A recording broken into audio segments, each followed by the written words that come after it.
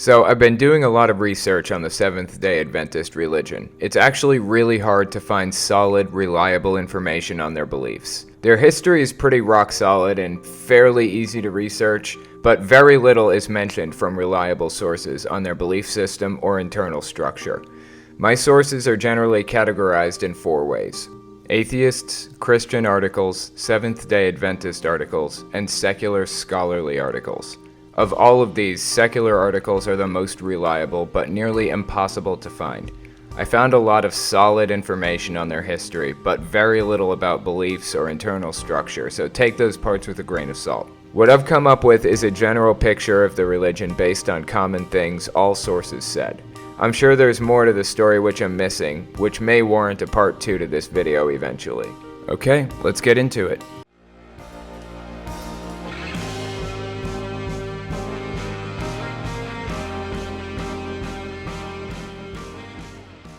First, I'll start with their history.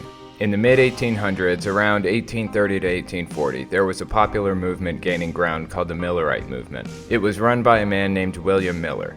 The guy liked making end-of-the-world predictions. They actually got really big at one point, supposedly pumping out millions of publications within the span of a few months. The Millerites had some popular Bible math which supposedly predicted Jesus' return sometime between March of 1843 and March of 1844. Interestingly, Jehovah's Witnesses and Millerites both got their math from the book of Daniel, albeit different parts of Daniel. Jehovah's Witnesses reinterpret a prophecy in Daniel chapter 4 to apply to something completely different than the writer of the book of Daniel thought it meant, or any other person on the planet for that matter. But the Millerites reinterpreted the verse at Daniel 8:14, which says, "Unto 2,300 days, then shall the sanctuary be cleansed."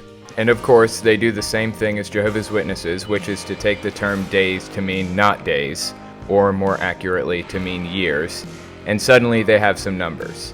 So now all they have to do is find a starting point and count forward until they get a date somewhere really close to their current era. Miller's starting point for the 2300-year period was 457 BCE, which is when they thought the decree to rebuild Jerusalem by Artaxerxes I of Persia was given. This sounds really familiar, doesn't it? We aren't even at the Seventh-day Adventists yet. Give it a minute, it gets better.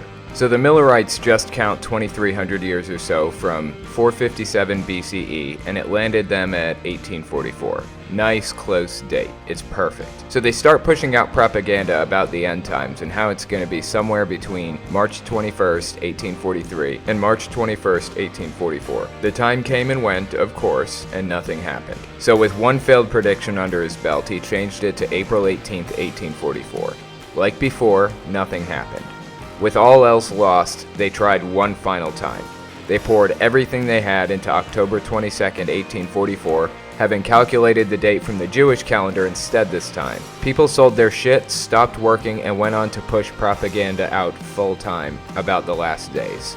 And finally, this prediction failed too. With William Miller's great disappointment out of the way, many people were still fond of the math. The church broke into a number of sects, some who kept the math and just felt like the starting date was inaccurate, and some who pretended it never happened. In come Ellen G. White and Charles Taze Russell, who supposedly knew each other, even went to the same Millerite church at one point. As I'm sure we all know, Charles Taze Russell was the founder of Jehovah's Witnesses, which is where I came from. Russell was infatuated with the math and went on to predict Jesus' return using that same math in 1874, 1878, 1880, 81, 1906, 1910, 1914, 15, 17, 18, and a myriad of others. Jehovah's Witnesses couldn't ignore all the predictions, and they stuck to 1914. Ellen G. White is the founder of Seventh-day Adventists. Now for a little history on her. In the 1850s and 60s, she was going around holding events at which she would perform what participants believed to be miracles. She claimed to be possessed by God. It would usually start with her yelling "glory" 3 times. Then she would flail around madly for a few minutes and do some weird shit. Sometimes rising to her feet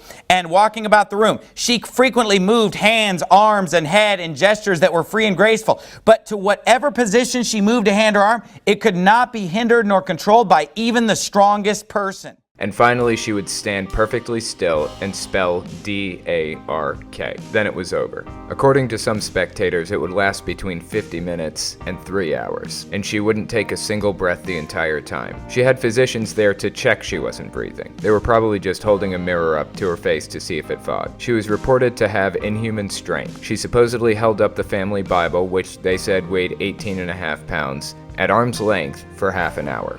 In her outstretched left hand for half an hour. So she goes around performing these parlor tricks for people for a while, and in the interim she quote-unquote writes thousands of pages of prophecy, which are considered of equal reliability and stature to the Bible. Of course, it turns out these writings are almost entirely forgeries, much of which was taken from Joseph Smith, who was busy starting his own religion at the time. She was considered to be a modern-day prophet, receiving divine revelation from God, and that's how they view her writings now. As far as their religious beliefs go, they're actually very similar to Jehovah's Witnesses and Mormons, and have a similar head count. Jehovah's Witnesses top out at around 8 million members. Mormons are around 14 million, and Seventh-day Adventists are around 14 million. Those numbers are counted by each church respectively, and as such can't be fully trusted. But it's the best we've got. They believe that when you die, you're just dead.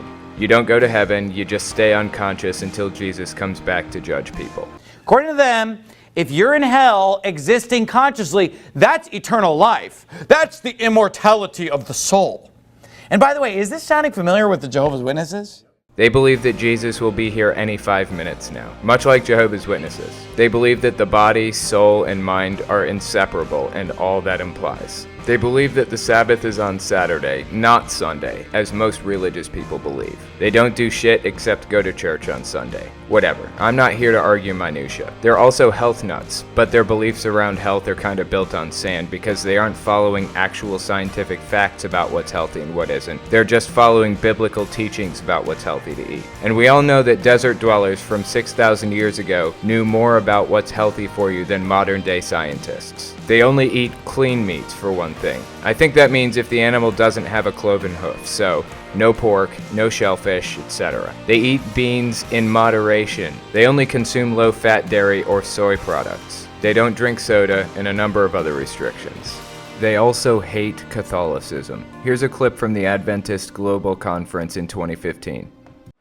In the fall, in just a few months, the head of the Roman Catholic Church is coming to America.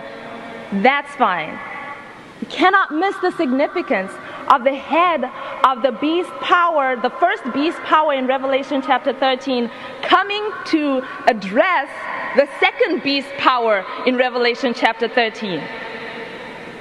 These things are huge.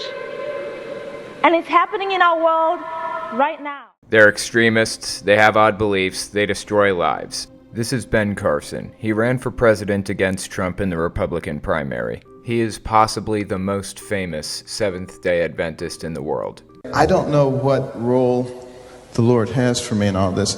I do know, in looking at prophecy, that the United States will play a big role, that there has to be a return first to a religious awakening, and more than likely, any persecution, particularly of the Sabbath, will come from the right, not from the left. And people will get a little bit overzealous, and then they'll say, see how much better things are now that we've come back to God? They're anti-evolution and anti-gay. I personally believe that this theory that Darwin came up with was something that was encouraged by the adversary. And it has become what is scientifically, politically correct. Amazingly, there are a significant number of scientists who do not believe it. What's happening right now with same-sex marriage, it's being corrected as a form of violation of equal protection. No, you can't just say because it happened that way this time, this is the same situation. It's not the same situation. Why not? Because people have no control over their race, for instance. You think they have control over their sexuality? Absolutely. You think being gay is a choice? Absolutely. Why do you say that? Because a lot of people who go into prison straight, and when they come out, they're gay. So Did something happen while they were in there? Most Ask yourself gay that people question. never go to prison, Well, and you know but there's a whole theory of dominance. Wait a minute. I said a lot of people who go in, come out. Are you denying that that's true? I am No, not you're not. denying that that's true, but I am denying but that that's as a if, basis of understanding in fact, homosexuality. If in fact that is the case, then it obviously thwarts what you just said. Are they a cult? It's hard to compare them to the checklist without having a solid understanding of life on the inside, but from an outside glance, I would say yes, they're a cult. They have odd beliefs, they're preoccupied with bringing in new members, they avoid non-members. The most loyal members can't imagine a life outside of the context of the group. The leadership dictates how members should think, act, and feel. They hit a lot of the markers of a cult, so I'm calling it. Anyways, this one took me forever, but it was totally worth it. Thanks for watching, guys.